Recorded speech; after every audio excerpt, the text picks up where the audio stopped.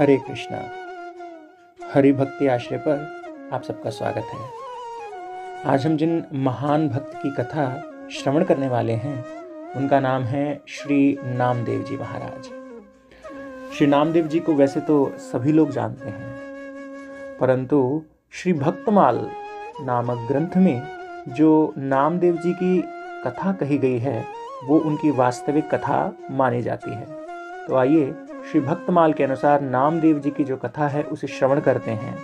श्री नामदेव जी जब छोटे थे, श्री नामदेव जी जब बचपन की अवस्था में थे तो खिलौनों से खेला करते थे और आप खेल में ही भगवान की सेवा पूजा किया करते थे।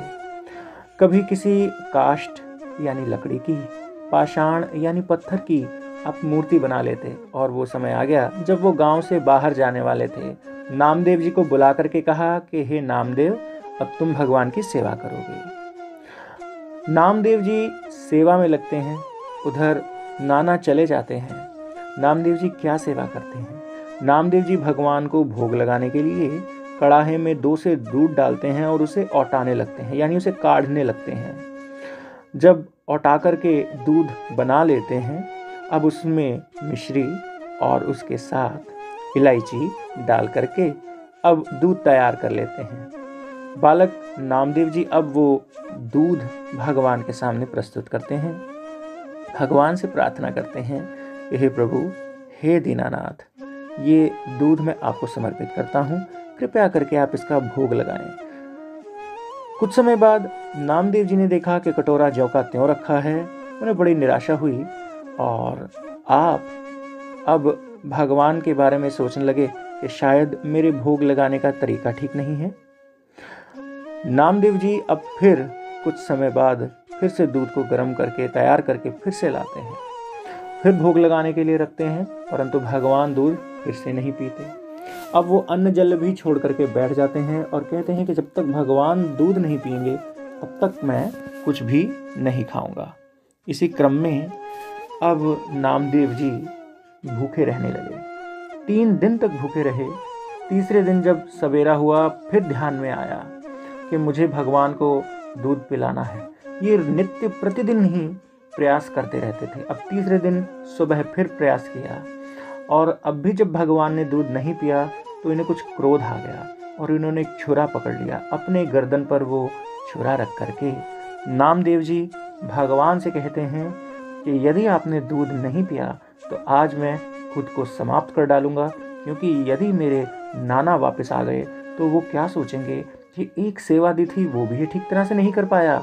और हे प्रभु, यदि आप मुझसे रुष्ट हैं, आप मुझसे नाराज हैं तो जीने का कोई फायदा भी नहीं है। ऐसा कहते हुए बस छुरी अपनी गर्दन पर चलाने ही लगे थे। इतने में भगवान प्रकट हो गए और नामदेव जी का हाथ पकड़ लिया।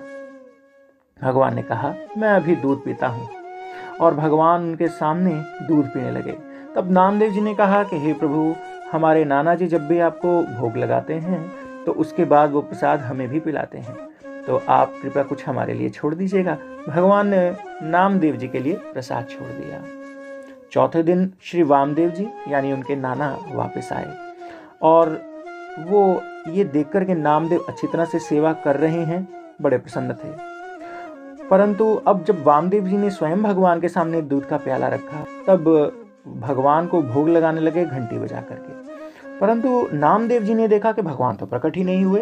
तब उन्होंने वामदेव जी से कहा कि हे नाना जी, भगवान तो प्रकट नहीं हुए तो आपने भोग कैसे लगाया? उन्होंने कहा, हे नामदेव, इसी प्रकार तो भगवान को भोग लगाते हैं। कहा, नहीं नहीं, जब मैंने भोग लगाया था तो भगवान साक्षात प्रकट हुए थे। अब नाना भौचक्के रह गए। उन्होंने कहा, अच्छा, मेरे सामने भोग लगाकर बता। तब इन्होंने भोग लगाया। भगवान अब फिर से नहीं आए। मन में विचार आया कि यदि भगवान ना प्रकट हुए तो नाना सोचेंगे कि मैं झूठ बोल रहा था। अब इन्होंने भगवान के सामने रुदन करते हुए, रोते हुए भगवान से प्रार्थना की कि हे दीनानाथ, कृपा प्रकट हो जाइए, मेरी लाज रखिए। भगवान अभी भी प्रकट नहीं हुए। अंततः फिर से इन्होंने छुरा उठा लिया और अपनी गर्दन पर रखा। तब भगवान को फिर से प्रकट होना पड़ा और ये सब घटना नाना वामदेव के सामने हुई तो नाना को भी आज भगवान के दर्शन हो गए।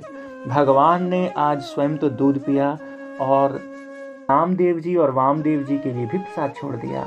देख करके हमारे वामदेव जी बड़े प्रसन्न हुए और अंततः उन्होंने आज नामदेव को हृदय से लगा लिया। नामदेव जी ने जीवन में बहुत बड़े बड़े कार्य किए हैं, जैसे मृत गाय को जीवित कर देना। इसके साथ साथ उन्होंने एकादशी की महिमा को भी व्यक्त किया है। वो एकादशी का व्रत जो प्रत्येक सनातनी को करना ही चाहिए, या वैष्णव को तो अवश्य ही करना चाहिए। उस व्रत की महिमा को कैसे संसार के सामने प्रकट किया, और भी उनके द्वारा क्या क्या बड़े बड़े कार्य किए गए हैं, कैसे उनके सामने पूरे का पूरा भगवान विट्ठल का पूरा मंदिर, जिसका मुख ही दिशा बदल गया और वो जिस दिशा में बैठे थे वहीं पर उस मंदिर का मुख हो गया, ये सब हम अगली कड़ी में जानेंगे। बोलिए भक्त और भगवान की जय। हरे कृष्ण कृष्ण कृष्ण हरे हरे, हरे राम राम राम हरे हरे।